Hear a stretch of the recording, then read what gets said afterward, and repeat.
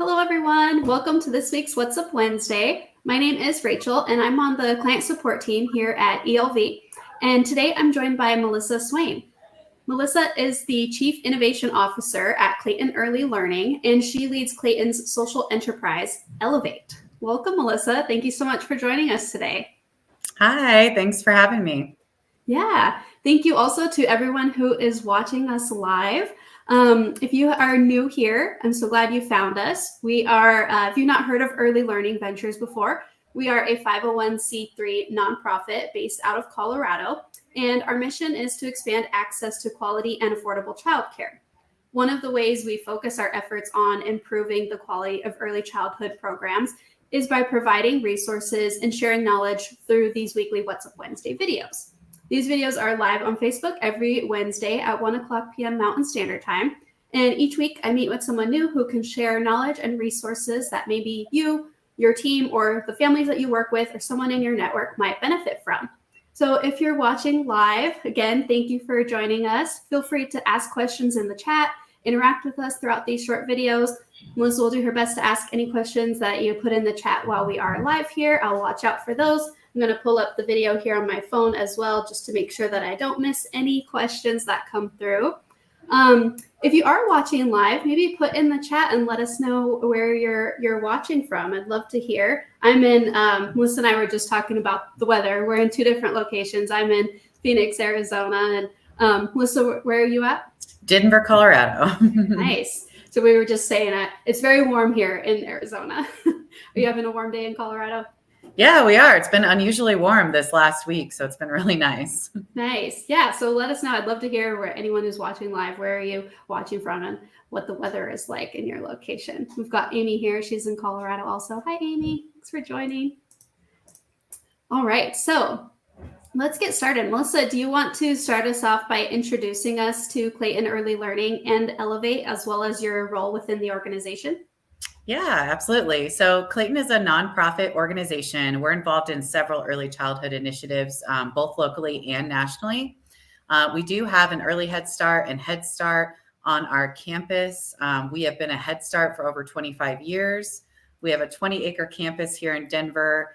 Our classroom is, or our program is called Educare Denver, which is a national network that we've been a part of for almost 20 years.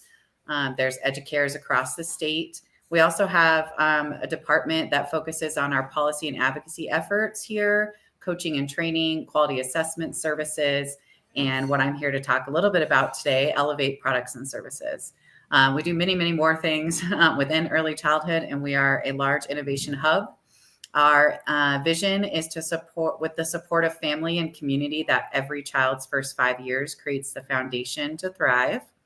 I am the Chief Innovation Officer here, and I'm a part of our executive team. I oversee all of Clayton's products and services to the field. So that is our Elevate brand, and that includes coaching and training, observation services, research and evaluation services.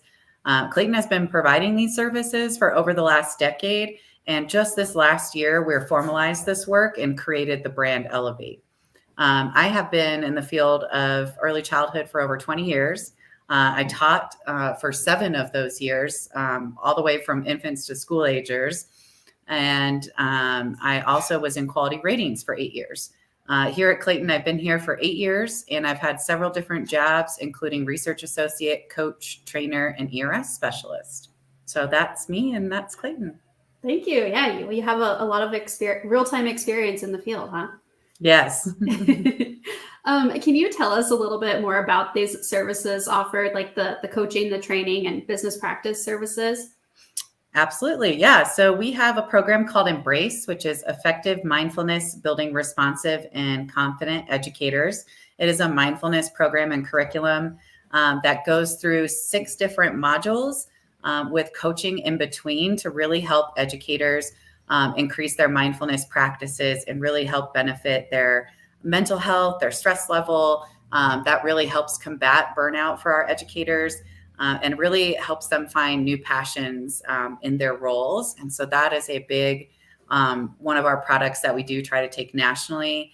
as well as locally. And I think it's something that is just right now for what we're seeing in the field with our turnover and retention rates. We also offer training on various topics. And all of our training is found on PDIS which is the Colorado Professional Development and Improvement System.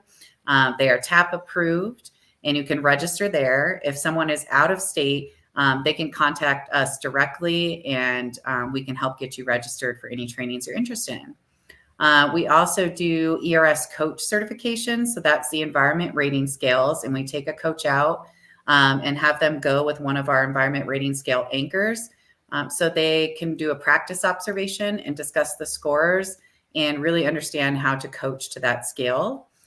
We also provide ERS and class observations, practice ERS to help you prepare for a rating, and class for those Head Start qualifications. We also do research and evaluation in early childhood, and we can take on several different research and evaluation projects. And we do child assessment out in the community as well as part of that research team. And then we also offer business supports to both center directors and family home providers. That's amazing. That's a lot. Yes. Yeah. And thank you for talking or mentioning, the national trainings as well, because we do have a wide audience here. We've got some viewers live right now. We've got some in Hawaii and in South Carolina. So that's great. What do those national trainings look like, and what sort of considerations are there when operating on a national level? Yeah, we do a lot of training virtually, right? Which has kind of been a really great thing for us. We used to only do in person. And then of course, with the pandemic, had to pivot our practices. And we've really found that folks are really enjoying virtual training and really prefer it these days. So it's a wonderful way to get in touch nationally and still have a really engaging, interactive training. We've done a lot of our embrace work and work with the environment rating scales on a national level. We've done a lot with our partners for those EduCare sites that are across the nation. And then, like I said, we've done some training out of state as well on those various topics.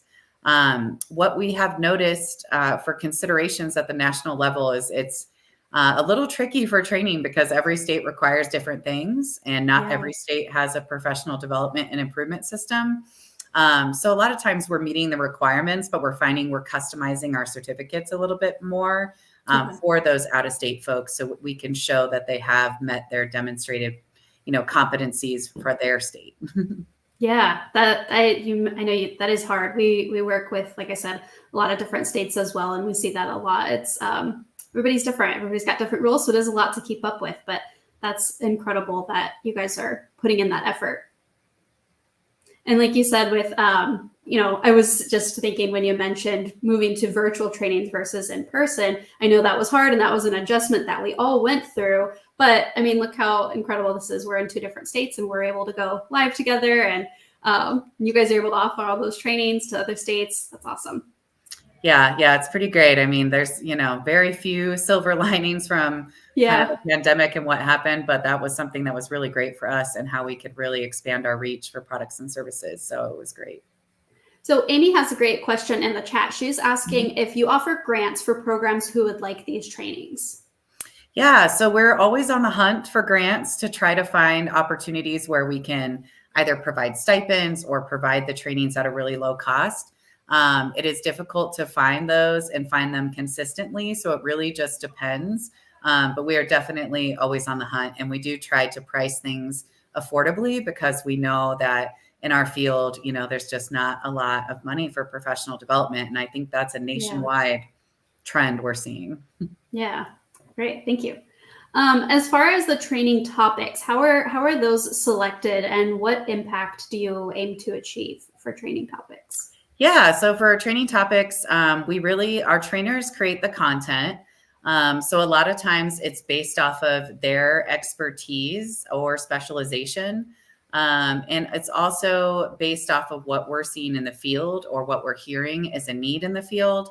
Many of our trainers are current coaches, former coaches, current ERS state anchors. Some are former directors, owners, family home providers, educators. So we really tap into their expertise in designing these trainings, and they're out there in the field doing the work. So they really can help inform a training a lot differently than just anyone else, like reading a training, like they're doing the work themselves, which I think is something that really sets us apart.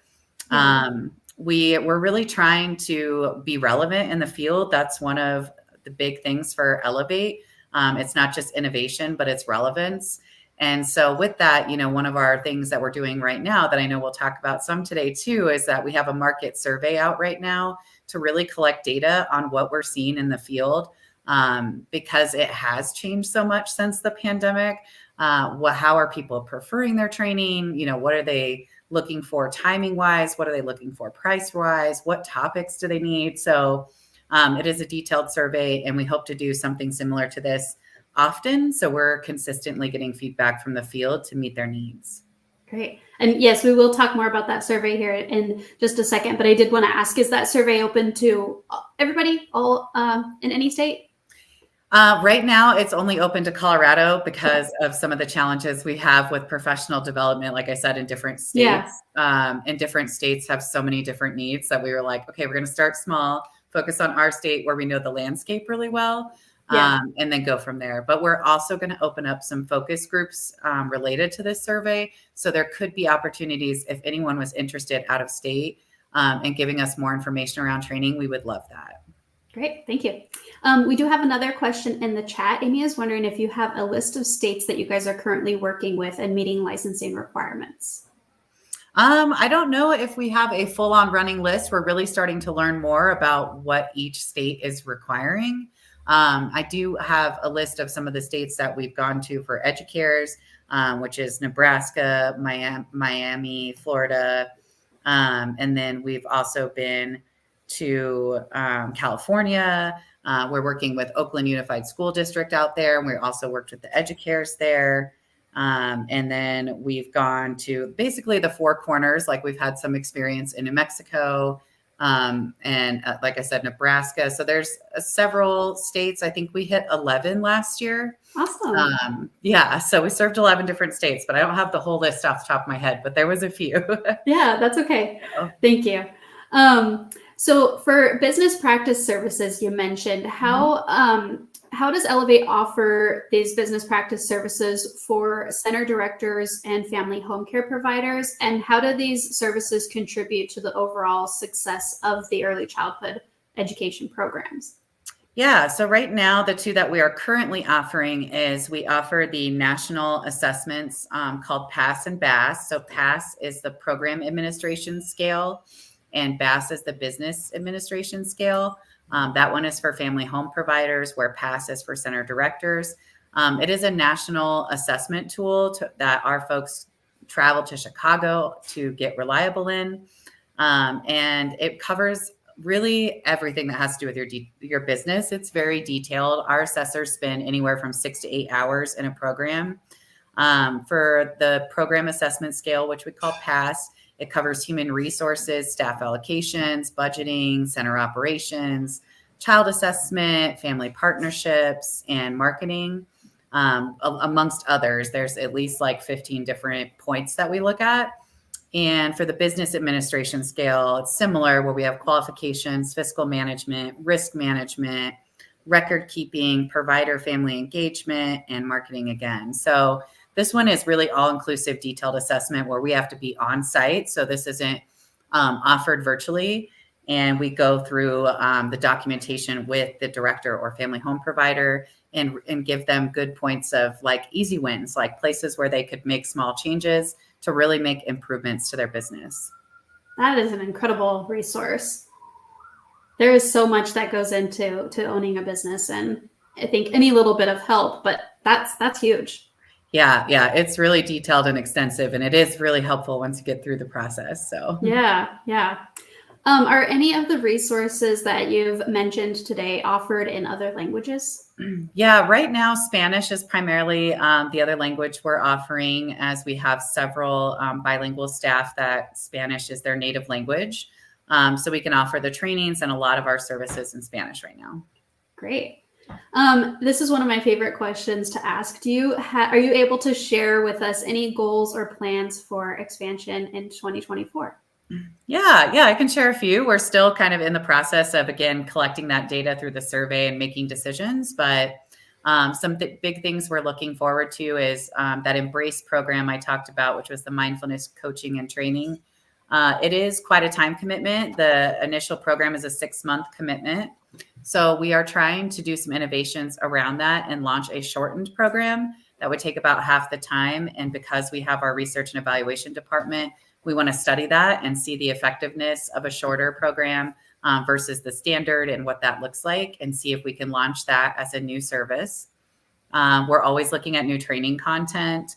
The PASS and BASS that I just spoke about, we are looking to, they have training content that we are allowed to offer to the community. And so that'll be a great way to offer training virtually, both locally and nationally, around business practices. So if you don't have time or the funds for that really long assessment, you could just come to training.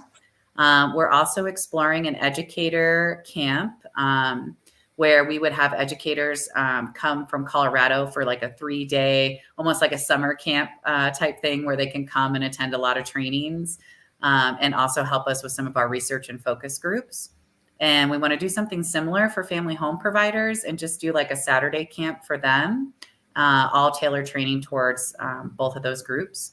And then finally, one last thing that we're looking forward to is designing some pre-service packages where really directors could come in and select any trainings that they wanted for pre-service and customize that to their needs, and we'll deliver it. Wow, that's exciting. Lots of exciting things to come. Yeah. I love that.